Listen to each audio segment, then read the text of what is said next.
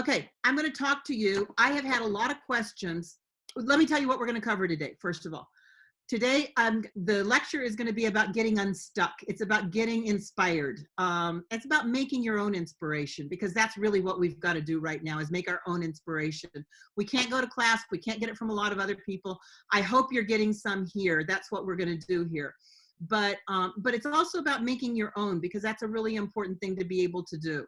The other thing that I'm going to do is I'm going to demo two things. I'm going to demo jump rings, for those of you that didn't see that in the last class that I taught down at West City. And I'm going to demo tube rivets, which is one of my very favorite things to do, and one of the things that I think most people do not do very well and do not make them pretty. And I think pretty tube rivets are just, they're just gorgeous. They're too cool. So I'm going to show you how to do that. So first of all, we're going to talk about getting unstuck. Some people say that it's a lack of creativity or a lack of inspiration or something else. There's lots of things you can do. Some people go and clean their studio. That's something that I usually do if I'm not inspired. I'll sit down and I'll start cleaning the studio. That's fine. And that's a good thing to do. And most of you know that I really need to do that. But that cannot be the goal. That's not the end game. That is just a means of getting you to be inspired about something else. So as you're cleaning your studio, what you need to do is pick up each and every little item and find the ones that you want to play with, that you want to do something else with. And then those are the ones you're going to leave on your bench. Don't put those things away. You leave them out. You leave them so that you can play with them. The other thing about creativity is that if you wait for creativity or inspiration to come to you, it isn't going to happen. It almost never happens. What you need to do is that you need to go get it. You need to make it happen. And to do that, you've got to do something. And sometimes it doesn't even matter what you do. You can go hammer on metal. You can make a bezel.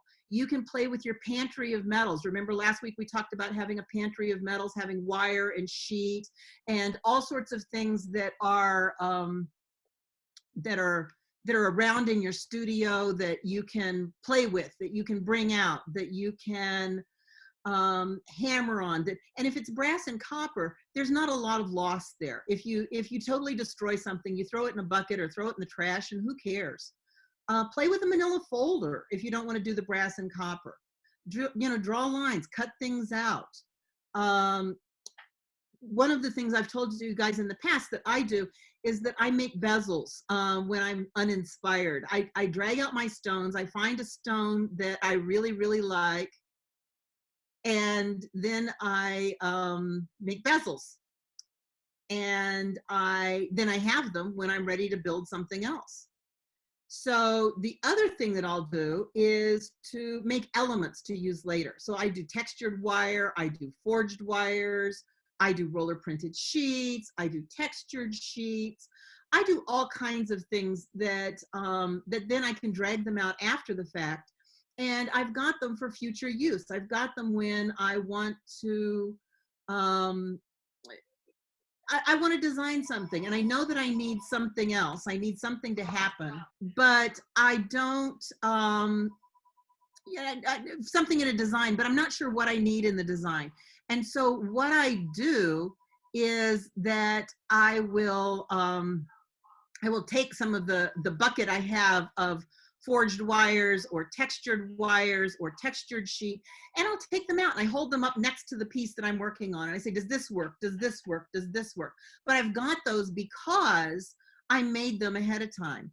Often when I'm making something for a design, I will make extra. I will make enough that I will have plenty to spare. And then I will have it for later. So this is also a great time to try something new. And what I mean by that is that there really isn't a better time to fail at something. I mean, why not, right? You've really got nothing to lose. Get a piece of brass, get a piece of copper, try something you've never tried before, see if it'll work. Try something inventive. You might invent something that's just absolutely revolutionary. That's the best thing ever. Try something you want to play with. So the other thing is, I mean, seriously, go hammer on something. There's a lot of frustration right now. Sometimes I'm just frustrated beyond belief. And I get down to my studio and I look at it and it's a mess and I'm not sure what I want to work on and I'm not sure what's going on. Grab a texture hammer and hammer the bejesus out of something. You'll feel better. You really will. It'll help. There's no pressure to do anything wonderful, but you might end up with something wonderful. Another idea, go through books. I have books, something fierce. You guys, you can see them kind of behind me over there. I have shelves and shelves of books. And that's one of the things that I do is I go through those when I'm getting ready for a class. And they inspire me too. I look at the pictures, I read the text, I try to figure out what they're talking about. I try to figure out if there's something I like or don't like. When I go through books too, I use the little Post-it notes, the little ones that are like little name tags or little, not name tags, but little tags. And you can take those and put them wherever and then go back to those parts later. Figure out what inspired you about that piece that you want to see again. And then at least once a day, you need to try something. Go to your studio and try something. It doesn't matter if it's a finished piece. It doesn't matter, you know, if you're working on something long-term or if you're working on something short-term. Try something different. Push yourself. This is a great time to do that. Another one, work in series. And what I mean by that is that when we go, and a lot of times in classes and whatnot, you'll go to a class, say on stone setting, and you will do an entire weekend or whatever, and you'll do nothing but setting stones. And then you go back to your studio, you'll set a couple stones and whatnot, but then you'll decide that you need to do forging. And then you'll decide that you need to do etching. And then you'll decide that you need to do, and when we're scattered like that, it's really difficult to get really good at anything. What I recommend that you do is that you spend a considerable amount of time doing one thing. So if you can think up, say, etching that you want to do, get set up for it, and then do 20 or 30 pieces. And again, that'll end up with the sheets that you want that you can play with after the fact.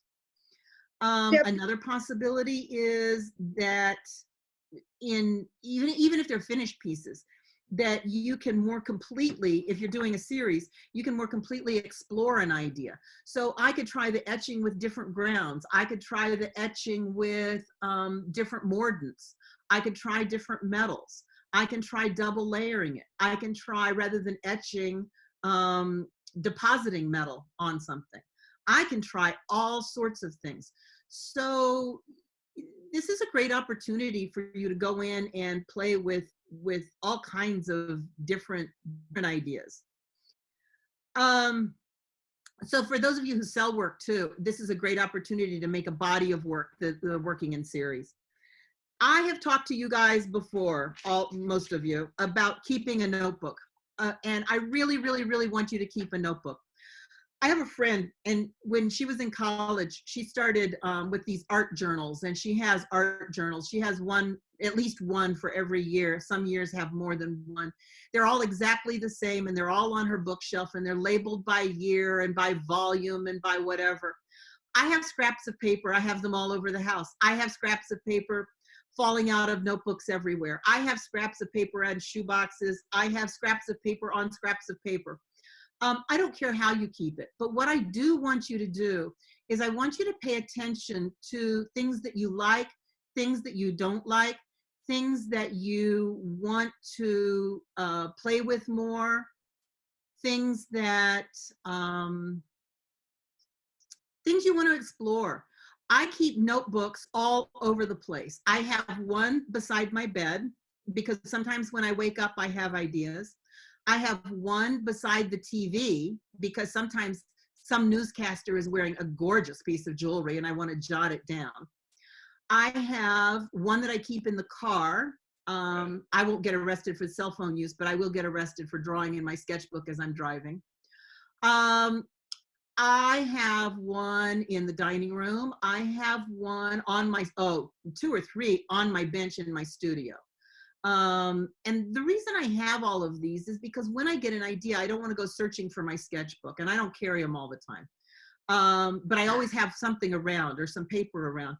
And then what I can do is and what this helps you do is it identifies what's important about whatever it was that you saw or you thought of. So when I see a piece of jewelry on, say I see a piece of jewelry on a newscaster, that she's wearing this piece of jewelry that I just think is gorgeous, I'm going to jot down a few lines. I'm not going to be able to do an artist rendering of what she was wearing, but there's something about that design that caught my eye. And when that catches my eye, and when I can process that immediately, and then I can document that immediately, what's going to happen is that I process and come up with what's important to me about that design. What is it I really love about that design? What is the element that's catching my attention? And then that's something I'll be able to build on. So that's why you want those things around all the time. You want to have something, some paper, some sketchbook, something around all the time so that you can document that. The key is to identify what's going on that you like. So sketchbooks are important. And if you have one assignment from this class this week, it's to get your sketchbook together. I don't care if you have one that you carry around all the time, or if, like I am, you just have pieces of paper that you carry around all the time, and then sometimes I glue them in, sometimes I don't, sometimes they're just around, but I have them, and they're important to me. They're, you know, if nothing else, just like I said, to identify what I'm doing. Another thing to get inspired, which I know a lot of you are doing, is to rework some of your old pieces, or to go in and finish some of your old pieces. I have one to show you real quick. This is from the class before last. Remember this? When we did the wood? I finally got mine together. I got it finished. Look, oh, there we go. So I have a pair of earrings now. So I went in and finished an old thing. Several of you have asked me about giving up on pieces. When do you call it a failure? So I want to address that for a little bit. Failures are usually, we call them failures because they didn't turn out like we thought they looked in our head, right? They look like something else now. And so you're not as happy with them because it's not what you thought it was going to be. That doesn't mean that it's a failure. It means that it's different. So sometimes I'm hesitant to tell people to rework those, just because I think that sometimes moving on is a better answer than reworking something. If you really love the piece, if you think that you will learn from reworking it, then it's probably worth it. Then go ahead and do that. But I think the key is to identify why you think it's a failure. Is it a failure just because it didn't turn out the way you wanted? Is it a failure because your craftsmanship isn't what you thought it ought to be? Is it a failure because it doesn't work right? Because it's ugly? Because it's trite? A lot of times it's trite. A lot of times what we do is that we'll make a piece based on a class that we had. And that's great, but it's going to look just like everybody else's. It's going to not necessarily be your own work. It's going to, and so if you have a piece like that, maybe it's time to move on. Take that one and it's fine. When I have pieces that are what I believe to be well crafted and they're fine, but I just don't love them, I give them away. And the more that I don't love them, the more I give them away to somebody who lives really far away, so that I don't have to see the thing, right? Because I don't want to see them. I don't love them anymore. Recovering from failure is knowing when to give up. It's knowing when to try again and when to keep working on the same piece. But the key is always identifying the problem. If you can't identify what's wrong with the piece, then you're not going to get better at doing the next one. You really have to stop and think about that. And the notebook can help with that a lot. You need to learn to not belabor failure. Don't wallow in failure. Wallowing in failure is just self-indulgent. You can't do it. You just got to walk away, walk on. So failure, if you look at it right, is really an opportunity to try something new. It's an opportunity to learn. It's an opportunity to try something you might not have tried before, to experiment. So keep your sketchbook. Pinterest does not equal a sketchbook. Pinterest So I have people tell me all the time, I have students tell me all the time, well, I keep a Pinterest board for things I'm interested in. That's cute, but it's not the same thing at all. What a Pinterest board does is that you've just taken pictures that are there and you have stuck them onto something, but you didn't spend the time with it to draw the elements of it that you think are important, and that is critical. That's where the learning comes in. So what you need to do is to take your Pinterest board, go one by one, and figure out, why did you save those? What are they there for? What's going on with that? Because that's where you're going to figure out where your design elements are that you really care about, that you want to explore some more. Okay? So you've got to go that extra step. I'm not saying that Pinterest is bad. What I'm saying is that it's not enough. It's a beginning, but it's not enough. And it's not the same as a sketchbook. All right, I am going to do 2 different demos today.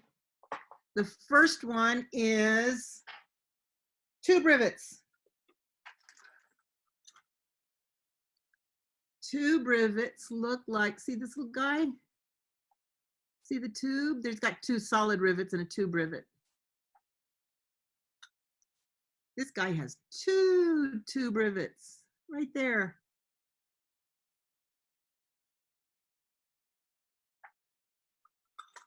And these have tube rivets right there. Tube rivets are fun. You can use them to hold a donut stone in place. See this? There's the stone. So on this one, the tube is soldered onto the piece of sheet metal. The stone is slipped over the tube and then hammered, so that then it locks, there you can see it. It locks that stone in place.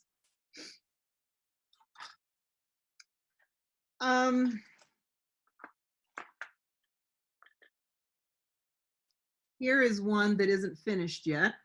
This is a piece of silver with the tube soldered on. And this is the stone that fits on there. And then what I'll do is cut this tube way short and spread it out. And then that stone will be locked in place. What kind of tubing are you using? Well, so I was just going to talk about that. There's all kinds of tubing to use. And depending on the tubing you use, you're going to get different looks. So I'm going to hold this up. I hope you can see these. Let me see if I can do this. Can you see? There, that's pretty good. See that one of them, one is thick walled, one is medium walled, and one is thin walled. See the different tubes? But the outside diameter on all 3 of these is identical, which makes it really interesting. So the medium wall is the easiest one to make a tube rivet out of. I can make a tube rivet out of any of them. I can make it out of the thick walled one. I can make it out of the thin walled one. It doesn't really matter, and I can make it out of silver. I can make it out of, it really doesn't matter. One thing to be really careful about is if you use seamed tubing with a seam in it, the chances are good it's going to split. So you really want seamless tubing, which most tubing is. Most tubing is seamless. I prefer, like I said, a medium wall. You do want to anneal your tubing, because if you don't anneal it, then it'll stand a greater chance of splitting. And really thin wall stuff stands a greater chance of splitting. Yeah, what's the measurement on a medium wall? So this one is a little over 1/2 millimeter. That's the medium wall one. Okay. And then here, so the thick walled one that I have is 0.8 millimeter. And the thin wall is 0.4 millimeter. So that's quite a variety. Are you measuring the inside, Deb?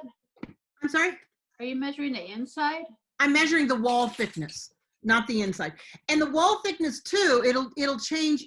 What you want will change depending on what it is, how big your tubing is. So like this piece this piece, this tube is huge, right? This is really big because this was a donut stone with a really huge hole in it. So I needed a really big piece of tubing to go in there that would fit inside that donut. These guys are much smaller pieces of tubing. These three that I had, they're much smaller. And then just for fun to show you, there's this one. See how big this one is? There. So this, when I redid my kitchen, I didn't want a doorknob on the pantry because I didn't want to have to turn it each time. So they just left the hole in the door. And so what I'm going to do is, 2 years later, is to take this, I'm going to cut it off about here, and I'm going to put that into that door knob hole. And then every time I do it, I'll just hook my finger in here and do it. But this is basically a tube rivet. I took a tube, a big, heavy copper tube that was the, what is that, a 2-inch diameter that fit inside the hole for a doorknob. And I annealed the end and started hammering it over. And I did it exactly the same way that I would do a tube rivet, exactly the same way. So let me show you how to do that. And let me show you what I'm talking about with it. This is one I did as a sample for this class. And you can see, and it's on both sides. Both sides have a little tube rivet. But what I want you to look at too is when I do the tube rivets, they are not smashed flat. They look like eyelets, like sewing eyelets or something. They're little, they're rounded. And I think that that's what makes a really pretty little look in there, is that rounded look. So I'm going to show you how to get that. I'm going to show you how to do that. So the first thing I'm going to do is I'm going to choose which tube I want to use. And I just chose a small copper tube that was on my bench because it was on my bench. This one I think is fairly thin wall, but I don't know. The next thing I'm going to do is I'm going to take a drill gauge, this guy, and I'm going to put my copper tube in there until I find the one that it will not fit into. I'm working my way down, down, down, down. Oh, won't go into that one. So the last one it'll go into is a number 41, right there. You see that? Okay, that means I need a number 41 drill bit to drill my holes. So I'm gonna look at my drill set and I'm gonna get a number 41 drill bit out.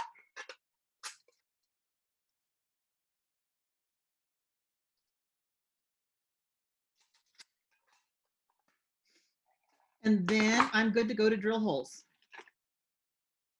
Okay. This is part of a bangle bracelet that I have begun, but I didn't follow through because I wanted to do it in class with you. So what I've done on this is I've got different pieces here. I've got different pieces I'm joining together, and you can see how much. Can you see? Yeah. Hey, Deb, what was that thing called that told you it was a 41 drill bit? A drill gauge. So drill gauges, this is a drill gauge right here, okay? And this is a number drill gauge. So this goes number 1 through 60. And this is a drill set, number 1 through 60. So these two kind of go together. If I take my drill set and I dump them all on the floor, I can figure out which one is which by putting them in here. Okay, wow. So what I can do is, like this one, I can come through here and I keep going smaller, smaller, smaller until it just barely fits. That one barely fits right there. So when it barely fits, that is a number 12. And if I look at this, this is a number 12. So what the drill gauge buys me is that I can take my piece of tubing, right? And I can do the same thing. I can work my way down until it barely fits in one. And when it fits in one, but not the one below it, then I know that's the drill bit that I want. I know that that's where, that's what I need to be using. Where did you get the set from? Rio. So drills for jewelry making, drills, we want to use what's called bright drills, these that are, they're silver colored. You don't want the yellow ones or that are nitrite coated, or the black ones, or they'll work, they're fine. You know, our metals are so soft that it really doesn't make that much difference. But the best ones for us are these. And the reason is that the point is the right angle and the flutes are the right spacing to get the chips out of the way as much as possible, because the metals we work with are so soft. So the bright drill bits are really the best ones. This set was from Rio. You can get it from McMaster Carr as well, but be sure to order the bright if you're going to do it. And then drill gauges are available from whomever, all kinds of hardware stores or whatever. But be sure that you get a number 1 through 60, because they also come in fraction and letter and all of the things drill bits come in. You can get a different drill gauge for each different kinds of drill bits. Okay, so I've got the number 1s and the number 1s. For what we do, it's about the sizes are good and the increments are good. So the number drill bits work really well for us. So the first thing I'm going to do is to drill a hole. And I'm going to work on this piece. I'm going to turn this here a little bit.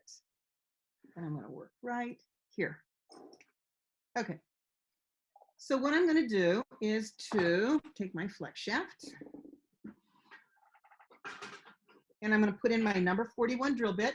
Now, remember that when you are working on or with a flex shaft, that you can hand hold something that you're drilling. When you're working on a drill press, I never want to see you do that, ever. And the difference is that when I'm working on with a flex shaft, I can stop the motor with my hand. By holding on to this, I can stall out the motor. The motor is small enough that I've got this. It's not going to cut me. On a drill press, if it grabs my metal, it's going to fling it around, it's going to cut me, and I'm going to end up in the emergency room. I think George had to take me once when I did that. So don't do that. It's bad. If it wasn't George, it was Colin. Whoever it was had a learner's permit, and really, it was not good. So the first thing I'm going to do is to center punch this. I want to do that on metal. So I'm going to get my little metal block. I'm going to come over here and I'm going to center punch. And what that does is just give the drill bit a place to land. Then I'm going to get my scrap piece of wood. I don't want to drill into my bench pin. I want a scrap piece of wood. I'm going to hold this upright, which you may not be able to see anything when I do that.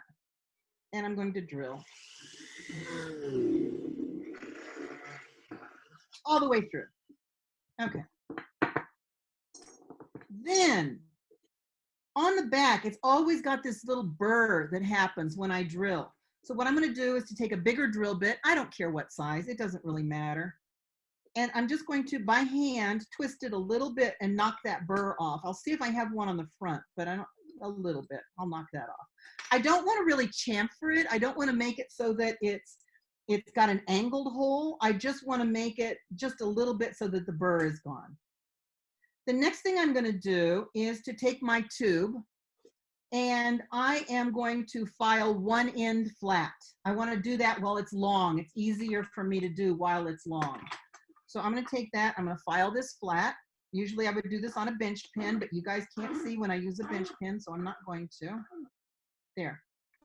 The next thing I'm going to do is to take a saw, and I'm going to saw off. Let's see if I put this in here. Okay, there, see, I've got some sticking up, not a lot. And then I want about the same amount. So I'm going to cut off, and it's rough. It's not an exact measurement. I'm going to cut off about that much. Now listen to my saw.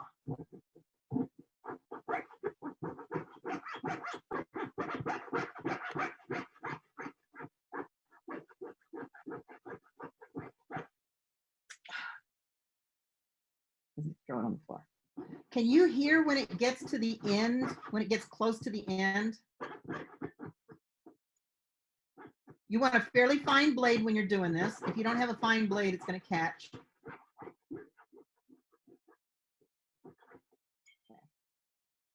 I'm going to take it. When it gets close to the end, I'm going to break that off. And then what I'm going to do is to put this in. Sometimes when I saw it makes a little burr on there, and I'll have to get that burr off in order to put to make it fit in there. But for now, I'm just going to leave it. It's good. Okay, I'm going to take it off this wooden block, and I am going to put it onto a piece of Delrin. I like to work on Delrin because it's a little bit soft. Sometimes it's too soft, and I'll need to go to a metal block, but we'll see what it is. I also want to show you the tools that I use when I do a tube rivet. I use a set of 5 different tools. This is not a set that's purchasable. It's not, this is just, let me show you. I use these 5 tools right here. And I want you to look at them because the important part about these tools is the shape of their point. So this one is really narrow. It's really close together. The second one is a little bit bigger. The third one is bigger. The fourth one is bigger yet. And the fifth one is really wide.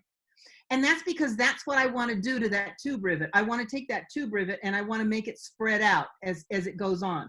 So I have these sides, and this is for a small tube like this.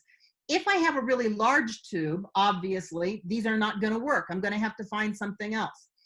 So let me tell you what these are. This is a scribe, a standard cheap scribe.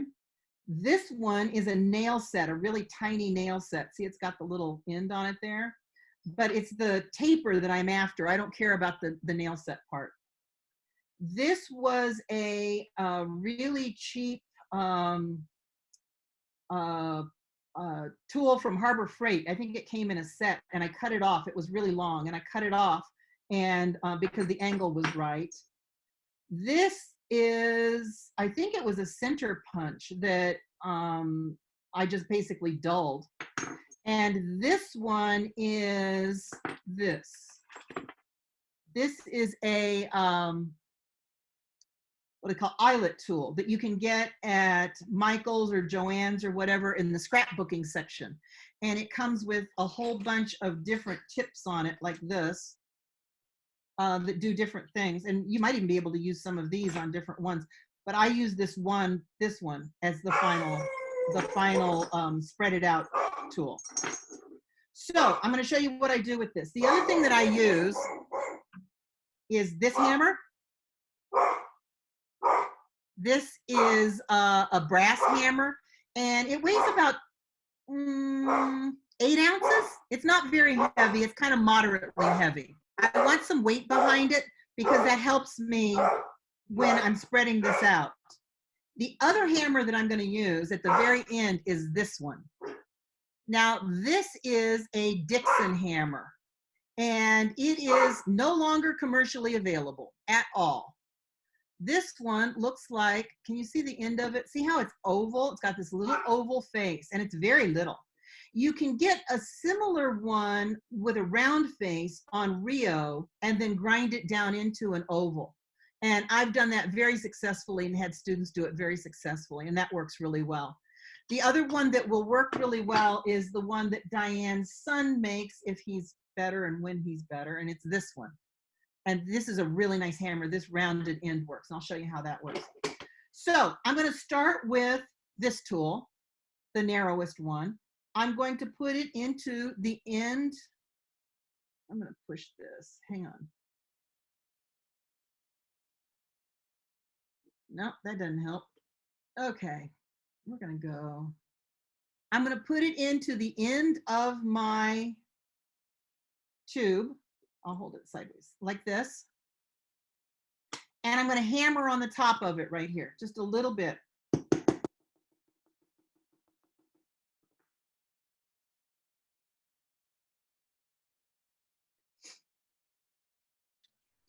little bit more. I'm going to move to the metal block. It's digging into my Delrin. I'll do Delrin at the end.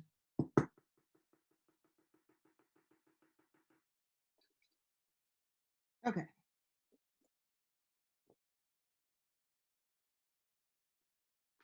So I spread it enough. Oh, it's still falling through, but not much.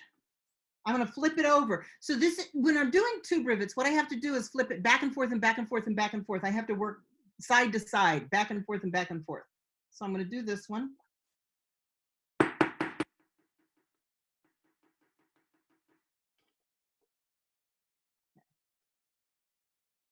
Still falls through. I'm gonna go move to the next bigger one.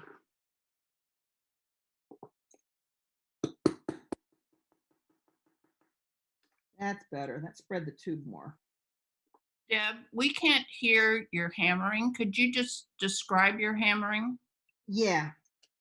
So all I'm doing, lots of little taps are better than one big hammer blow. And what I'm doing is that I'm just putting this in here, there, to spread the end of the tube. Okay, I'm just trying to spread the end of this a little bit, and I want to do it gradually. I want to do it little by little by little. So right now it's stuck in there. So Deb, Yeah. did you file the saw end of that before you started, or should you? Yeah. Okay. I got it stuck good. Okay.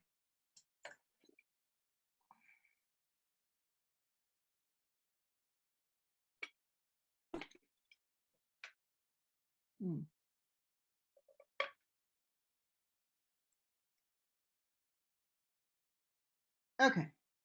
So one end on this now is spread enough that it's going to hold. Get it back. There. There. See, it holds, it won't go through. That's what I want. So now I'm going to turn it over and I'm going to spread the other end so that it'll hold.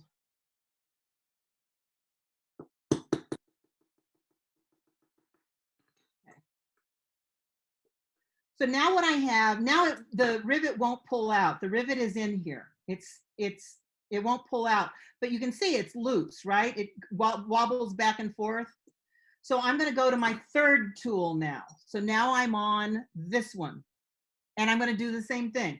I'm going to hammer on one side. Oh, split it. I split that one. And I'm going to hammer on the other side. So I'll show you what I'm going to do with the one. See this one I split? So if I don't want them split, I can take something and pull that out. I can also make it a split rivet.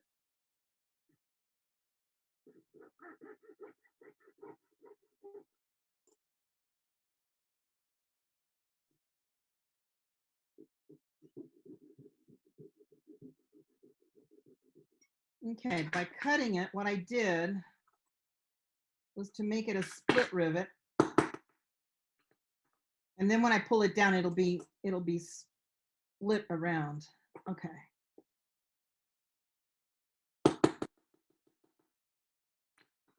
This is the fourth tool, and then I'm going to use the last tool. I'm not going to worry about that side right now. See where I split it with the saw, and I can split it as I go around. It's split really bad on that one place. I'm going to ignore that side.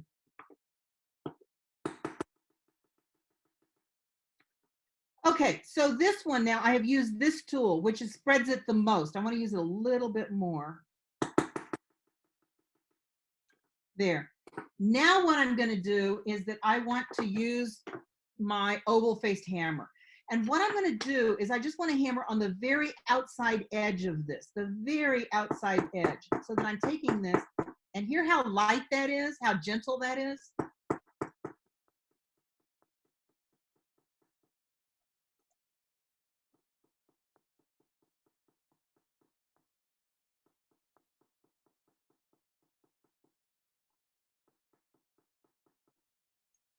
And I'm just hammering on the very outside edge of that tube so that I'm making that, the part that was sticking out like that, I'm making it curl around. I'm making it curl down. Hey, Deb, can we see the end of that hammer closer? It looks like this.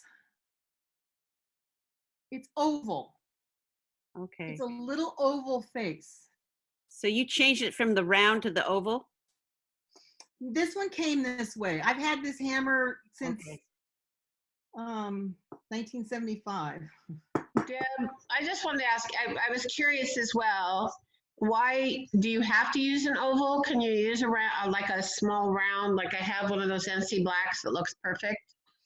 Yeah, you can if it's small enough. The problem with a round hammer, if it's like a ball peen, so this one is small enough. I think I can get in there and do that.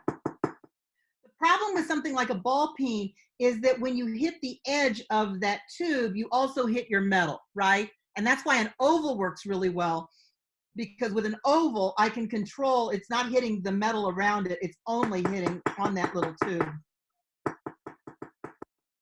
So you can practice around. I mean, yes, a really small round-faced hammer is going to do the same thing. You'll be able to do something that'll work really well, okay? So you just kind of have to play with what it'll do. And then use your finger to make sure there's no sharp edges. If there's any sharp edges, you go back in there and you do it again. Occasionally, I will look at it and say, I want to spread this even more. I will go back in with the last tool that I used. I will put it in the middle, and very gently,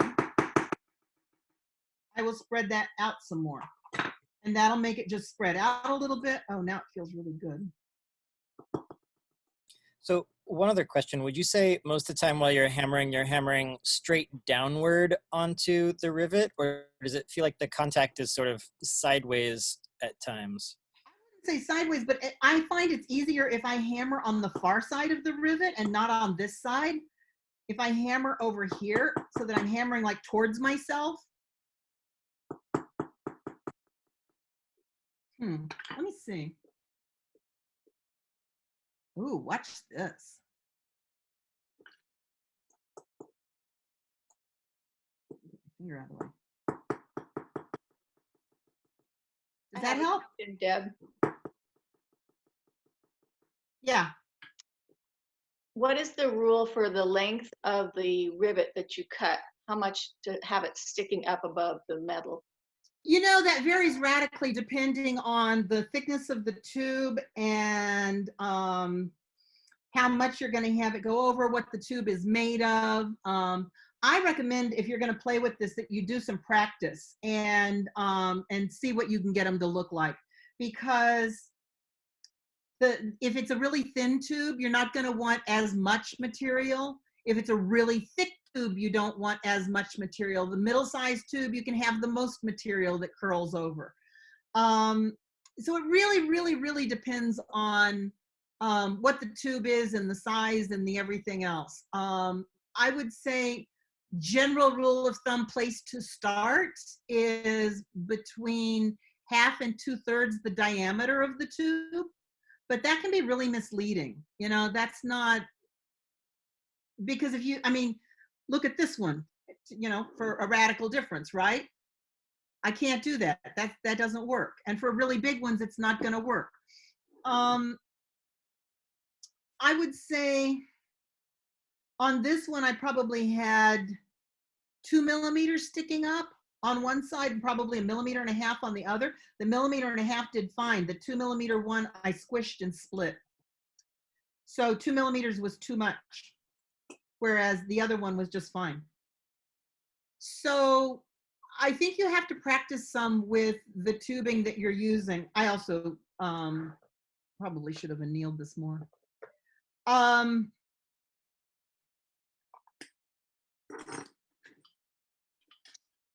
The other thing that I wanted to show you was on this.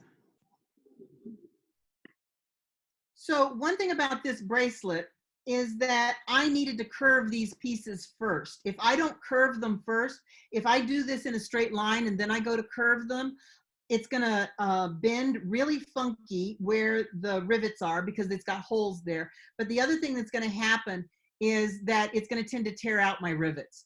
So I have to bend each piece of metal and kind of fit them. Now, if it's not perfect, it's okay. I can do touch-ups to it later. But what I do want to do is be really careful about going ahead and getting the metal curved at least close to what I want it to be. And what I did to help me with that is that I drew on this piece of paper right here what the inside of my bracelet ought to look like. And then when I'm fitting these parts, I can just put them there and say, okay, that's pretty darn close to what I need it to be. So then I can put this on here. Now on this one, I'm working on a bracelet mandrel on a little stand. And what I can do is, I'm gonna hammer.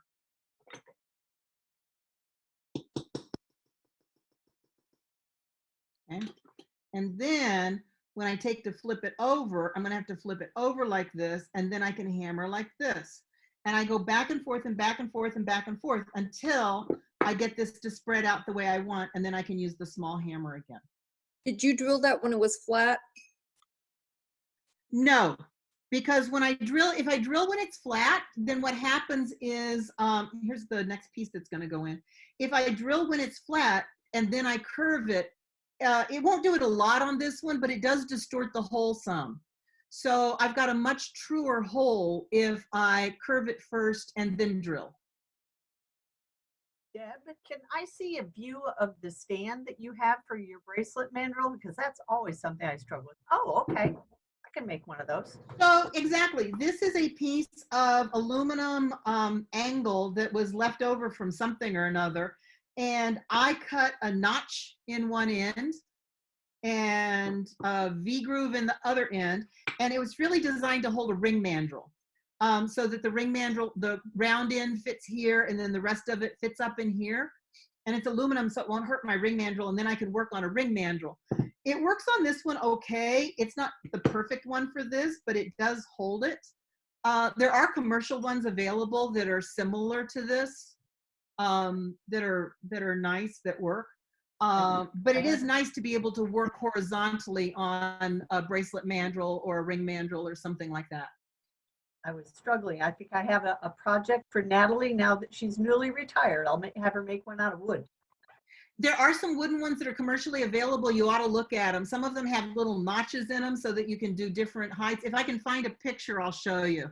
I don't have a wooden one, but I know I've seen them. I know they're around. I can Google around and probably find it. Yeah, if you have trouble, let me know. Okay, thank you. Any other questions? No? Okay, I've got one more thing to cover with you, and it's fast, I promise. Jump rings. So we're gonna talk about jump rings. Jump rings, the sturdiness of a jump ring depends on several things. It depends on the metal that you're using. These are all silver. It depends on the diameter. And you know that jump rings are measured by the hole on the inside. So when you see a 4mm jump ring from Rio, that means that it's 4 millimeters inside. The hole is 4 millimeters, not the jump ring itself, not the outside. The inside is 4 millimeters. I don't know why they measure that way, but that's how they measure.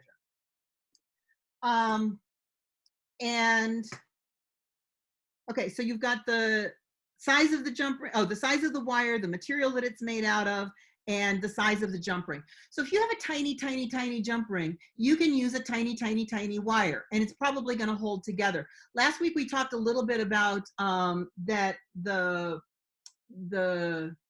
wire, if you're not gonna solder a jump ring, if you're gonna just depend on it to stay shut.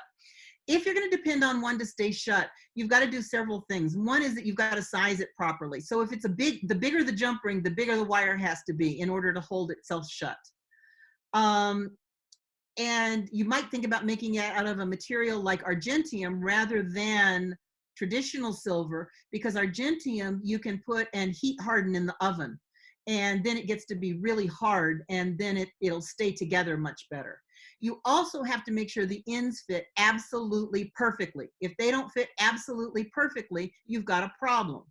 So when you're making jump rings for a project, one of the things that you need to do is to be sure and make enough jump rings for the whole project, for whatever it is that you're gonna do. If you want all of them the same size, you gotta make them all at once.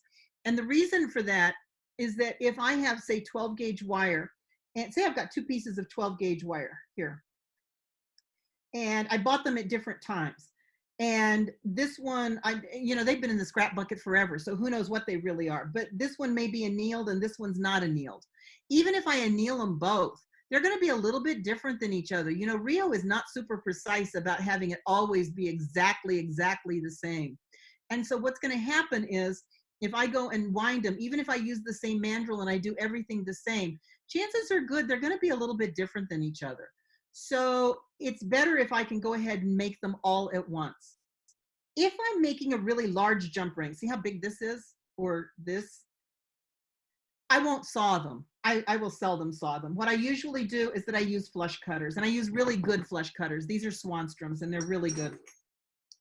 And what I will do with these is that I cut one end off,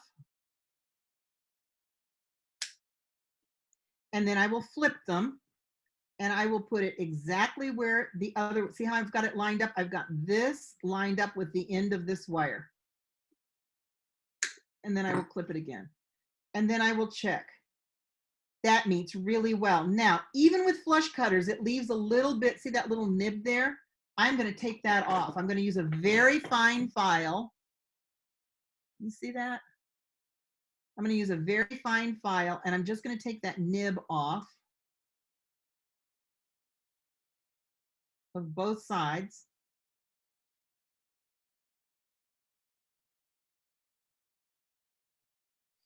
And then I'm going to see how it fits. Not as well as I'd hoped, so I will file.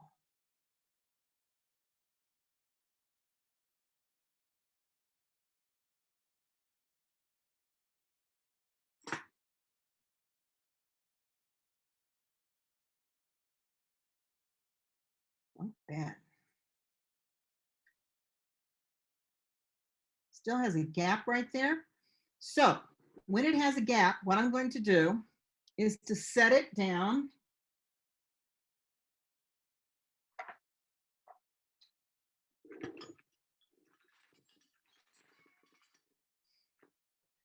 Usually I would do this on a bench pin, and I want to be in the V groove on my bench pin. I'm going to hold this together as tight as possible. And what I'm going to do is take my jeweler's saw with a very fine blade. Can you be a little more specific about the fineness of the blade? What kind of 4/0? Thank you. 4/0. And just by sawing through that, can you see? Now you can hardly see where the joint is. It's right there. But see how both sides, it fits together really, really, really well. Okay, and that's what I'm after. That's what I have to be after. This one would be really tricky to use without soldering. Now it is work hardened, and I have to work it a little bit to pull it apart, but it's still a little, I would be hesitant to use one that size if I wasn't going to solder. So I want to show you about wrapping jump rings real quick. I use transfer punches from Harbor Freight. You can get a set of them for $8, $9, whatever. I leave one end a little bit long here, because if I don't leave it long, I have nothing to hold on to. I leave that long, I'm going to put my finger on it, and then what I'm going to do is to coil this around.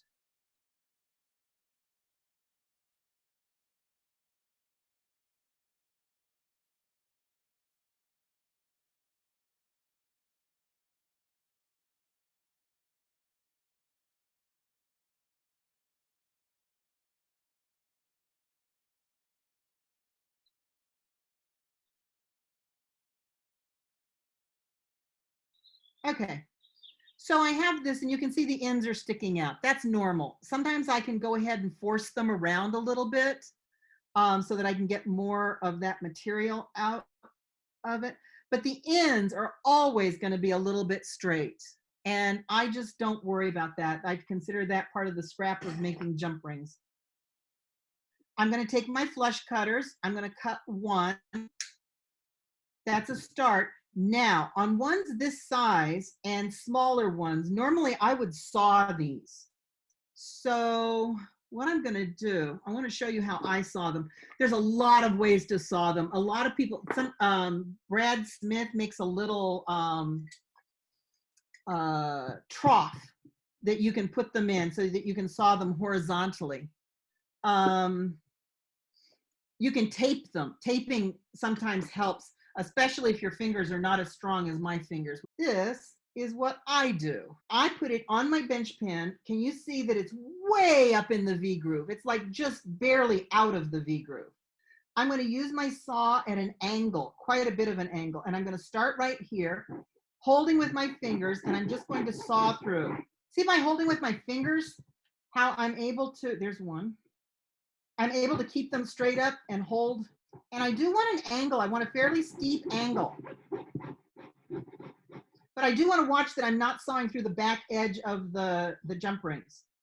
This gives me a really clean cut, a really clean jump ring. It's going to meet really, really well. Why didn't you use the saw on the bigger ones? I'll show you. Hang on. And I can do that all the way through. Now I'm all the way through all of them. So when I have these bigger ones, this giant one, if I'm trying to use a saw on it, this is really awkward for me to hold this. See how I can't hold it? It wiggles around. And because it wiggles around like that on the bench pen, what's going to happen is that I'm not going to keep the same size. I can't, because it's going to move. I'm going to saw here, and then I just can't hold on to it very well. So bigger ones are really difficult to manage. If I taped it, maybe I could do it. But usually I can view it better and get a more accurate size if I go ahead and use the flush cutter with it. I need 2 pairs of pliers. And what I'm going to do is to take this and work it back and forth a little bit. Look how well that meets though. Look at this.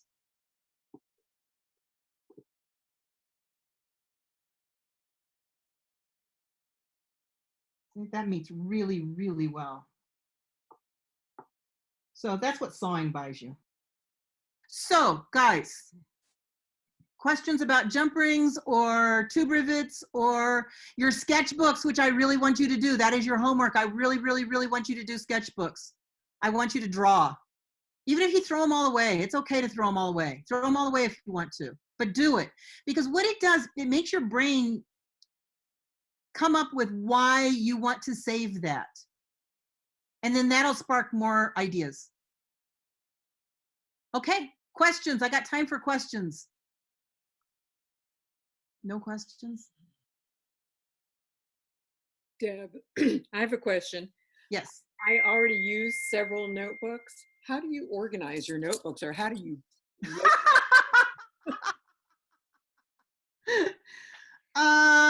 Haphazardly. Haphazardly. I have scraps of paper all over the house all the time. I don't organize them. I don't even try. I used to try. I used to take my pieces of paper and I would glue them in and I would tape them in and I would have a notebook for something and a notebook for something else. I don't think the notebook for me, and I can't speak for anybody else. You know, my girlfriend obviously does this very differently than I do.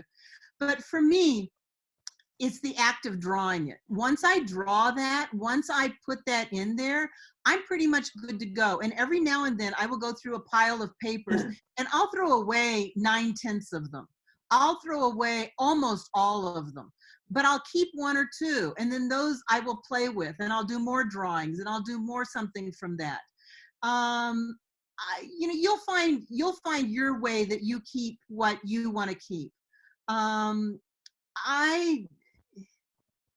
I don't need to document and organize most of my notes. Most of my notes, most of my drawings they're not worth keeping. They're just not. But the act of doing them is worth it. So I think it's important to do them. I think it's important to play with that. I think it's important to document the idea more than just a thought in your head.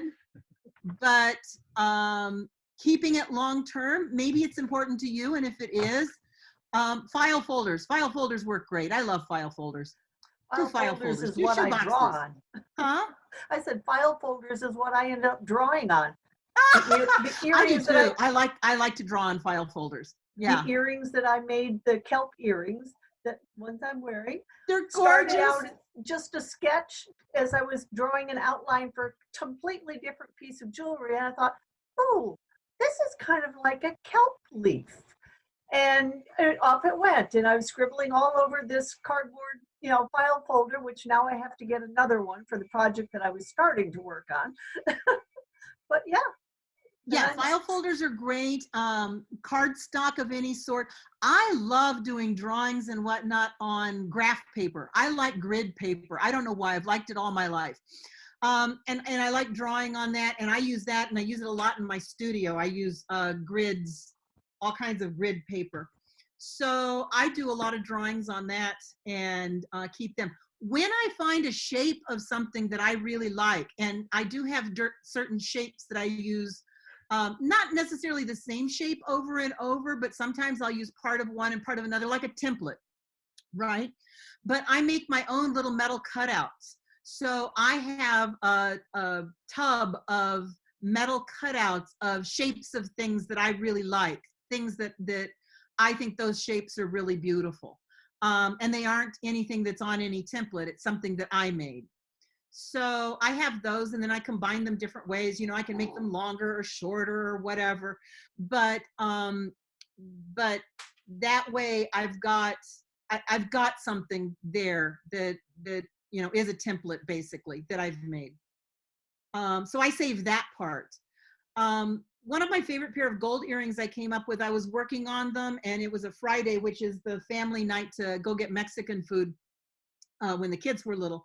And so we went and we were waiting, and I ended up doing drawings on a napkin. So I do drawings wherever. I think it's important that you do that. Worry less about the organization and more about the just doing it. Do more drawings, don't organize them. She tells the Mexican food restaurant drawing and then making jewelry story as though it's a thing that happened once. It probably happened about 600 to 6,000 times, somewhere in that range. It probably did, George. Every time I go there. Either that or we would play penny football, one of the two. Any other questions? Anything? Yeah, Deb, I have a question. Yes. The oval hammer that you had and you purchased many years ago, what kind of hammer could we purchase now that we could dress to make it an oval? Any suggestions? Yeah, there's one at Rio that's pretty good. It's a petting house, and it's got 2 round faces. It's a very similar shape to this one. It's this hammer. Okay. It's very similar shape, but it's got round faces instead of having oval faces. And what I've had students do is to take the round face hammer and then just grind down bottom and top to make this oval, so that you end up with these oval faces.